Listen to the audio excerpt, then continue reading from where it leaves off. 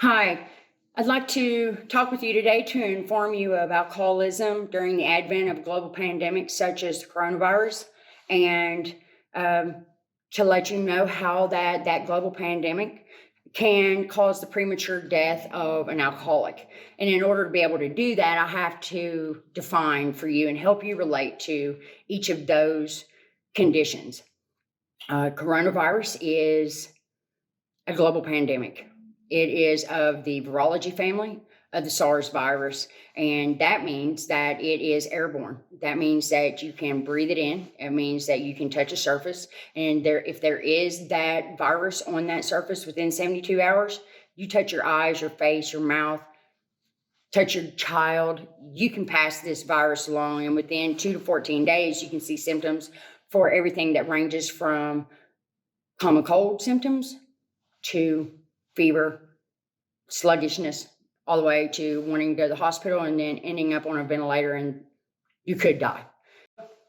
Alcoholism. What does that look like? Alcoholism, as Tim Newman describes it, is alcohol use disorder. And it's a condition where that a person has a physical need or desire to consume alcohol regardless of the outcome. They need it. It's like a life-sustaining event to put the alcohol into their body to numb them from whatever is going on inside their head and mind. I'm sure when I say alcoholic, that's demonized in society, but it is being treated. And through the advent of technology and ways to be able to support each other, alcoholics are finding a way to have recovery today that looks very successful. So every person that I know knows of a person who is or has been an alcoholic, and you know what that looks like in their lives. We also, by now, since March of 2020, when this pandemic hit, we have come to a place where that we now know what the coronavirus looks like, and we all probably know someone that has or has had the coronavirus. Sometimes it has resulted in death, which is a true atrocity. The WHO, that's the World Health Organization, their general director came out in 2019, and he said that this about the coronavirus, that a pandemic is a word that is not to be used lightly or carelessly, that it's a word that if it's misused can cause a reasonable amount of fear and unjustified acceptance that the fight's over, which leads to unnecessary suffering and death. And by that stance that he made with the World Health Organization, scientists, and political leaders, we now have guidelines that are in place to protect ourselves and those that we love that are most susceptible to obtaining the coronavirus before, hopefully, a vaccine is initiated to the general public. And so what that looks like today is this. As of November the 9th, Andy Beshear stated that the state of Kentucky is up in 6.5% rise in coronavirus cases, that there were 291 people in the ICU, that there were 192 people on ventilators, and that there was 1,102 people hospitalized, up from 68 people less than 7 days ago. So that's 80 counties that are in the red, and the statistics don't lie. So when you have a situation like this, what can you do? The Wall Street Journal reported yesterday that Pfizer and BioNTech SE, which is a subsidiary of Pfizer, has initiated an antivirus vaccine for the coronavirus that has shown 90% of the first 94 people that were given the coronavirus, this administration only gave them one symptom. So this is really leading us forward in finding a solution for the coronavirus. At the same time, we have these instituted guidelines that are for our safety. And that looks like this. It's the use of masks, the use of personal protection gear, social distancing, washing our hands. Also, so when the global pandemic started, you as well as I quarantined. I lost my job. So I saw schools stop. I saw, mass amounts of unemployment, and what the atrocities of a virus, something that we cannot see, can decimate our entire world. So with that being said, I'd like a vaccination, please. I'd like to also have a vaccination for alcoholism because I'm an alcoholic. I can relate to alcoholism because I am an alcoholic. But with strict guidelines for myself and boundaries, I have found a way to be able to survive since 2016. with alcoholism and do everything within my power to turn that into a successful life. I was first diagnosed in 2013 with alcoholism, but I struggled for 3 years and ultimately I needed more help.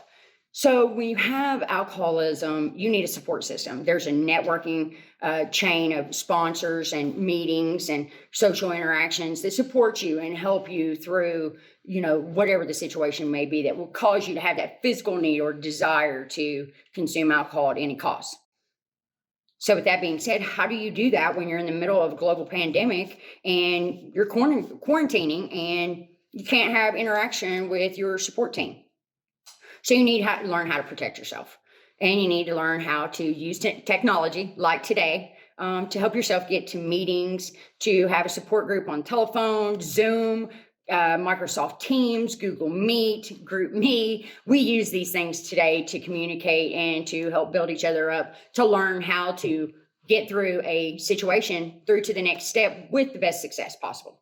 So, with that being said, how does that look to a newcomer, a person that has just began trying to become sober and have a successful life? Well, that person needs to reach out. They need to get help.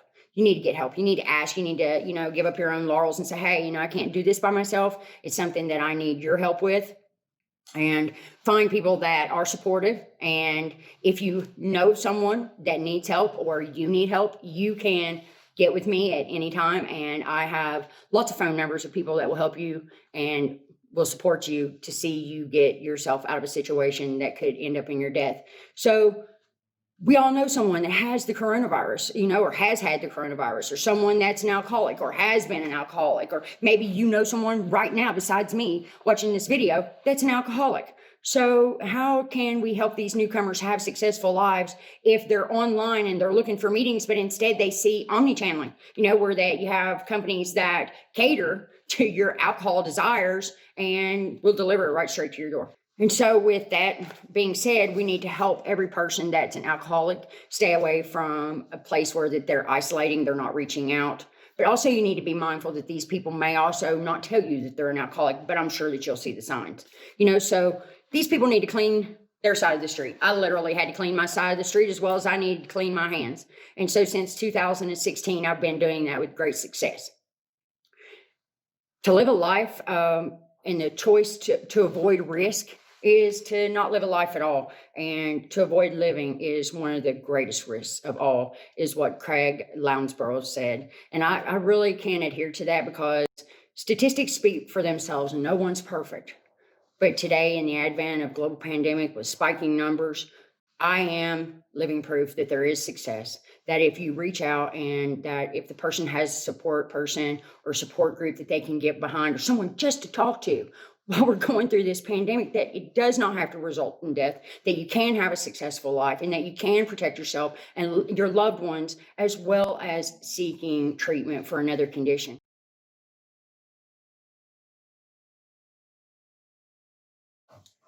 So let's face it, the pandemic is bad and it's made things even worse for alcoholics. And our unwillingness to address this situation and to act and be responsible and do something about it, that's crying. I hope that this information has helped you realize that not only during a global pandemic are we suffering to these restrictions, but we also have a lot of other conditions that are causing us to suffer, but they do not have to lead to death. Thank you.